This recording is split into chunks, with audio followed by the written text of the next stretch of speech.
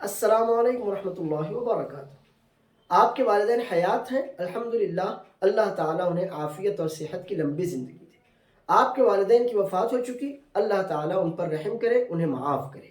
آپ کے والدین میں سے ایک حیات ہے، ایک کی وفات ہو چکی۔ جو حیات ہیں اللہ تعالیٰ انہیں خوشگوار زندگی عزت اور عافیت کے ساتھ دے، آپ کو ان کی خدمت کرنے کی توفیق دے۔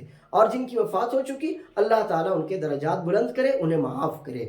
میرے بھائیوں اور میری بہنوں، جس طرح والدین کی دعا اولاد کے حق میں قبول ہوتی ہے، اسی طرح اولاد کی دعا بھی والدین کے حق میں قبول ہوتی ہے۔ اس سلسلے میں دو حدیثیں میں آپ کے سامنے رکھوں گا۔ پہلی حدیث صحیح مسلم کی روایت ہے، حدیث نمبر 1631 ابو ہریرہ رضی اللہ عنہ کہتے ہیں کہ رسول اللہ صلی اللہ علیہ وسلم نے فرمایا: اذا مات الانسان انقطع عنه عمله الا من ثلاثه الا من صدقة جاریہ او علم ينتفع به او ولد صالح يدعو له۔ جب انسان کی وفات ہو جاتی ہے تو اس کے اعمال کا سلسلہ ختم ہو جاتا ہے، وہ کوئی عمل نہیں کر پاتا کہ جس کی وجہ سے اس کے درجات میں اضافہ ہو، لیکن تین باتیں ایسی ہیں جن کا اسے بعد میں بھی ثواب ملتا رہتا ہے۔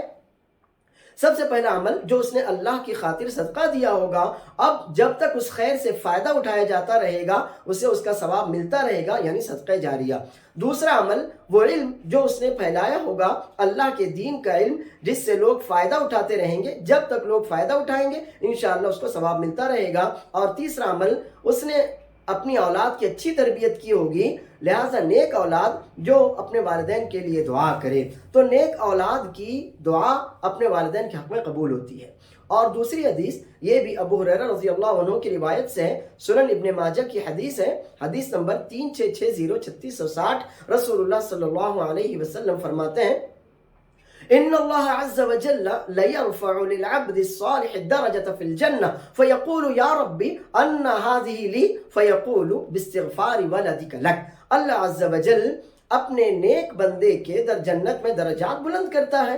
جب اس کا درجہ بلند ہوتا ہے تو اپنے رب سے پوچھتا ہے کہ اللہ یہ کس سبب سے ہوا؟ تو اللہ عز و جل فرماتا ہے تمہاری اولاد کے تمہاری خاطر استغفار کرنے کی وجہ سے۔ اور جان لیجئے اولاد میں لڑکے اور لڑکیاں دونوں شامل ہیں۔ ان دونوں حدیثوں سے معلوم ہوا کہ بچے اپنے ماں باپ کے لیے دعا کریں تو اللہ عز و جل ان کی دعا قبول کرتا ہے، بچوں کی دعاؤں کے نتیجے میں ان کے ماں باپ پر رحمتیں برساتا اور ان کی مغفرت کرتا اور ان کے درجات بھی بلند کرتا ہے۔ تو آئیے میں آپ کو قرآن کریم کی سکھائی ہوئی 3 دعائیں سکھاتا ہوں۔ آپ ہمیشہ اپنے والدین کے لیے وہ دعائیں کیا کیجئے، اپنے سجدوں میں، چلتے پھرتے، راتوں میں اٹھ کر اپنے والدین کو اپنی دعاؤں میں یاد رکھیے۔ پہلی دعا 13واں پارہ سورہ ابراہیم آیت نمبر 41، ابراہیم علیہ السلام کی یہ دعا ہے: ربنا اغفر لی ولوالدی وللمؤمنین یوم یقوم الحساب۔ اے میرے رب تو مجھے بخش دے، میرے والدین کو بخش دے اور تمام مومنوں کو بخش دے جس دن حساب قائم ہوگا۔ دوسری دعا 15واں پارہ سورہ بنی اسرائیل آیت نمبر 24، رب ارحمہما کما ربیانی صغیرا۔ میرے رب میرے والدین نے میری بہت اچھی تربیت اور پرورش کی ہے، تو ان پر بھی بہت ہی بہترین انداز میں رحم و کرم فرما، انہیں معاف کر، ان کے درجات بلند کر، ساری باتیں رحمت میں شامل ہیں۔